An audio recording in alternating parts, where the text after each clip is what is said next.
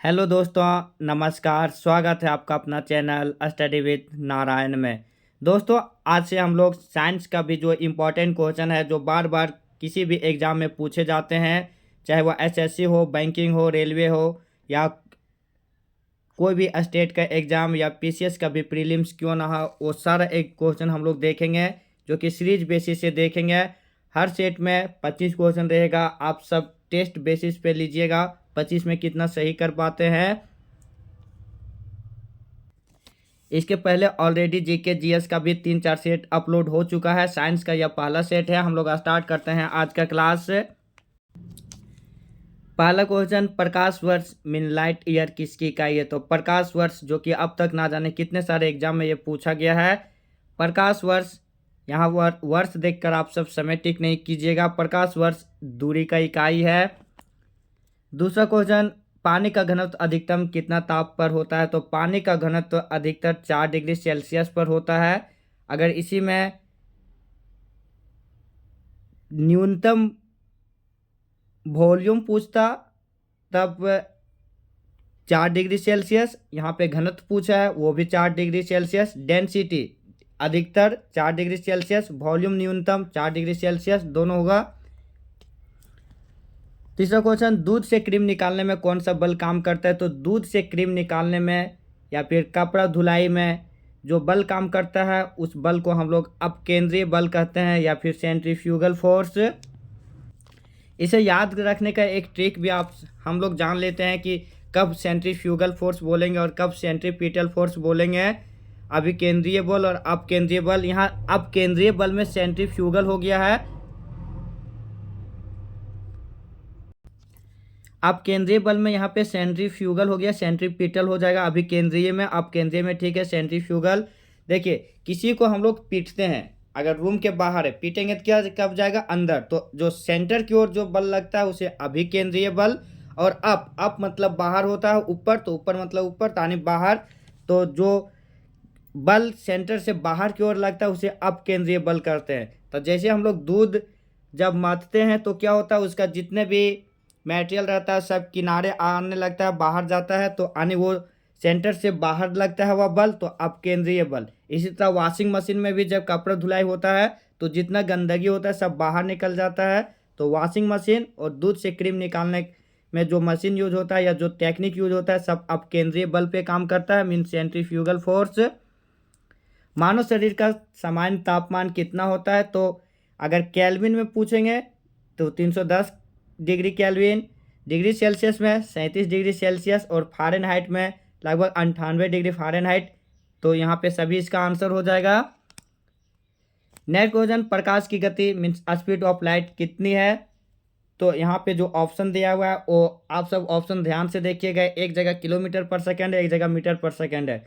तो speed of light 3 × 10⁸ metre पर second होता है। अगर इसी को किलोमीटर में बदलेंगे तो 3 × 10⁵ किलोमीटर पर सेकेंड, मीन जो ऑप्शन डी होगा, बी और सी दोनों सही हो जाएगा। छठा क्वेश्चन, किसी अपारदर्शी वस्तु का रंग उस रंग के कारण होता है जिसे वह अवशोषित करता है, परावर्तित करता है या परावर्तित नहीं करता या परिकीर्णित करता है। बहुत मोस्ट इंपॉर्टेंट क्वेश्चन यहाँ जो सेट किया गया है। आप सब ऑप्शन भी ऐसा ऐसा है कि डायरेक्ट तुक्का नहीं मार सकते कि ये आंसर हो जाएगा। देखिए, छठे नंबर का क्वेश्चन कितना इंपॉर्टेंट क्वेश्चन है और नॉलेजेबल बेसिस भी। किसी अपारदर्शी वस्तु का रंग उस रंग के कारण होता है जिसे वह प्रवर्तित नहीं करता। जिस वस्तु, अगर हम लोग कोई वस्तु को देखते हैं कि अगर वो लाल है तो लाल किस कारण से होता है? क्योंकि वो लाल रंग को वो प्रवर्तित नहीं करता, बाकी सारा रंग को प्रवर्तित कर देता। तो इसका आंसर हो जाएगा सी। न्यूट्रॉन की खोज किसने की थी? तो जेम्स चैडविक ने 1932 में न्यूट्रॉन की खोज की थी। रदरफोर्ड प्रोटॉन की खोज, न्यूक्लियस की खोज रदरफोर्ड। जे थॉमसन इलेक्ट्रॉन की खोज, रदरफोर्ड 1911 में proton, J Thomson 1897 neutron electron और जेम्स चैडविक 1932 न्यूट्रॉन की खोज। सर आइजैक न्यूटन, इसे फिजिक्स का पिता बोला जाता है। गति का नियम सर आइजैक न्यूटन ने ही दिया था। सूर्य के सबसे निकटतम तारा क्या है? यानी सूर्य अगर बोलेगा पृथ्वी के सबसे निकटतम तारा तो सूर्य हो जाएगा, और सूर्य के बाद सबसे निकटतम तारा पृथ्वी का तो प्रॉक्सिमा सेंटूरी। तो उसी प्रकार सूर्य के सबसे निकटतम तारा तो प्रॉक्सिमा सेंटूरी इसका हो जाएगा। उसके बाद अल्फा सेंटूरी का नाम आता है, लेकिन यहाँ पे सूर्य के सबसे निकटतम पूछा था तो प्रॉक्सिमा सेंटूरी इसका आंसर हो जाएगा। लॉ ऑफ फ्लोटिंग सिद्धांत किसने दिया था? तो लॉ ऑफ फ्लोटिंग सिद्धांत आर्किमिडीज ने दिया था। लॉ ऑफ फ्लोटिंग सिद्धांत आर्किमिडीज के द्वारा। थ्योरी ऑफ रिलेटिविटी की बात होती तब आइंस्टीन होता। और मोशन ऑफ लॉ न्यूटन। दूरबीन की खोज गैलीलियो। आइंस्टीन को निम्न में से किस सिद्धांत के लिए नोबेल पुरस्कार दिया गया था? तो बहुत कोई सब जानते होंगे कि थ्योरी ऑफ रिलेटिविटी आइंस्टीन का बहुत फेमस दिया हुआ थ्योरी है, तो नोबेल उसी के लिए मिला है। लेकिन नहीं, आइंस्टीन को नोबेल प्रकाश विद्युत का सिद्धांत के लिए मिला था 1921 में। शायद ईस्वी याद रख लीजिएगा, आप सब एक बार वेरीफाई कर लीजिएगा। 11वां नंबर हम लोग इसमें देखिएगा, फिजिक्स का भी कम लिए हैं क्वेश्चन, कंप्यूटर का भी, केमिस्ट्री का भी और बायोलॉजी का, चारों सेक्शन कवर किया गया है। कंप्यूटर के विकास में सर्वाधिक योगदान किसका है? तो वान न्यूमैन का कंप्यूटर के विकास में सर्वाधिक योगदान है। अगर कंप्यूटर का खोजकर्ता बोला जाता तो चार्ल्स बेबेज, कंप्यूटर के पिता चार्ल्स बेबेज, लेकिन सबसे ज़्यादा योगदान कंप्यूटर के विकास में वान न्यूमैन का है। 12 माइक्रो प्रोसेसर का आविष्कारक का नाम क्या है? तो रॉबर्ट नॉइस और गॉर्डन मूर दोनों माइक्रो प्रोसेसर का आविष्कारक का नाम है। WWW वर्ल्ड वाइड वेब के आविष्कारक तथा प्रवर्तक कौन है? तो टिम बर्नर्स-ली। आधुनिक रसायन शास्त्र का जनक किसे कहा जाता है? तो एंटोनी लेविसियर को आधुनिक केमिस्ट्री का फादर बोला जाता है। मॉडर्न केमिस्ट्री का फादर एंटोनी लेविसियर को। जितने भी क्वेश्चन है बहुत सारा प्रीवियस ईयर का क्वेश्चन है इसमें। इलेक्ट्रॉन का एंटी पार्टिकल क्या है? तो इलेक्ट्रॉन का एंटी पार्टिकल पॉजिट्रॉन है। इलेक्ट्रॉन का एंटी पार्टिकल पॉजिट्रॉन।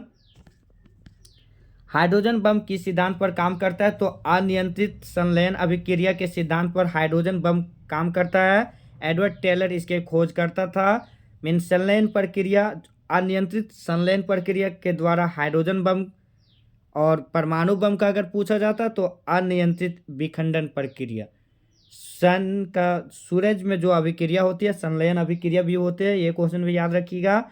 बाकी परमाणु बम किस सिद्धांत पर काम करता है? तो अनियंत्रित विखंडन अभिक्रिया। क्वेश्चन था हाइड्रोजन बम, जो कि आंसर हो जाएगा डी, अनियंत्रित संलयन अभिक्रिया। नेक्स्ट क्वेश्चन, नाभिकीय रिएक्टर में मंदक के रूप में किसका प्रयोग किया जाता है? तो भारी जल का उपयोग किया जाता है मंदक के रूप में। नाभिकीय रिएक्टर भारी जल, जिसका फॉर्मूला होता है ड्यूटेरियम ऑक्साइड D2O। बायोगैस का एक अन्य नाम क्या है? मीथेन को हम लोग बायोगैस बोलते हैं, जिसका अन्य नाम है गोबर गैस। मीथेन का फॉर्मूला होता है CH4। प्लास्टर ऑफ पेरिस का रासायनिक सूत्र क्या है? तो calcium sulphate hemi hydrate plaster of Paris का केमिकल फॉर्मूला।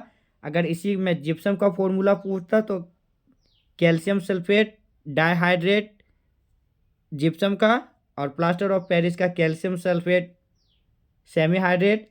ऑप्शन जो डी दिया हुआ है CaCO3, या चूना का हो जाता, या फिर चौक, या फिर मार्बल का। जब लोहे में जंग लगता है तो उसका वजन पर क्या प्रभाव पड़ता है? ऑप्शन ए घट जाता है, बढ़ जाता है, वही रहता है, पहले बढ़ता है फिर घटता है। ये SSC का क्वेश्चन था, इसमें ऑप्शन दिया हुआ था आंसर बढ़ जाता है, लेकिन BPSC का कोई एग्जाम में इसका आंसर था पहले बढ़ता है फिर घटता है, लेकिन जो SSC आंसर लिया था बढ़ जाता है। जब लोहे में जंग लगता है तो उसका वजन बढ़ जाता है। 21वां जीवन की मूलभूत इकाई क्या है? तो कोशिका को जीवन की मूलभूत इकाई बोला जाता है, fundamental unit of life, cell. DNA का संबंध किस मूल प्रोटीन से? DNA डीऑक्सीराइबोन्यूक्लिक एसिड, जिसका फुल फॉर्म होता है। इसका संबंध जो मूल प्रोटीन से है वह है हिस्टोन। कभी क्वेश्चन ये भी पूछा जाता है DNA किससे मिलकर बना होता है? तो प्रोटीनों से मिलकर बना होता है DNA, जो कि उसका मूलभूत प्रोटीन है वह है हिस्टोन। चट्टानी स्तरों पर लाइकेन विकास को क्या कहते हैं? तो चट्टानी स्तर पर जो लाइकेन डेवलप होता है उसको सैक्सी कॉल्स कहते हैं। निम्नलिखित में से कौन सा कथन सही है? टमाटर का लाल रंग लाइकोपिन के कारण होता है, सही। यहाँ पे देखिएगा क्वेश्चन एक है लेकिन 3 क्वेश्चन इसमें समाया हुआ है। टमाटर का लाल रंग लाइकोपिन के कारण, बिल्कुल सही। गाजर का रंग कैरोटीन के कारण होता है, गाजर का जो रंग है वह कैरोटीन के कारण होता है, ये भी सही है। पपीते का पीले रंग कैरिक जैंथिन के कारण होता है, ये भी सही। तो उपयुक्त सभी सही हो जाएगा 24 नंबर का। आज का आखिरी क्वेश्चन, ग्रीन हाउस गैसों की संकल्पना किसने प्रस्तुत की थी? तो ग्रीन हाउस गैसेस की जो संकल्पना प्रस्तुत किया था जोसेफ फॉरियर ने ग्रीन हाउस गैसों की संकल्पना की थी। तो फ्रेंड ये था टॉप 25 क्वेश्चन जो कि हम लोग सेट एक आज किए। आप सबों का रिस्पांस अच्छा रहा तो यह सीरीज कंटिन्यू जारी रहेगा। बाकी चैनल में जो भी नए होंगे प्लीज़ चैनल को सब्सक्राइब जरूर कीजिएगा, साथ में बेल आइकन जरूर प्रेस कीजिएगा, वीडियो को लाइक और शेयर जरूर कीजिएगा। टेलीग्राम चैनल के PDF के लिए टेलीग्राम चैनल का लिंक डिस्क्रिप्शन में दिया हुआ है, आप सब उससे जुड़ जाइएगा। मिलते हैं नए वीडियो में, तब तक आप सब अपना ध्यान रखिएगा। धन्यवाद। जय हिंद।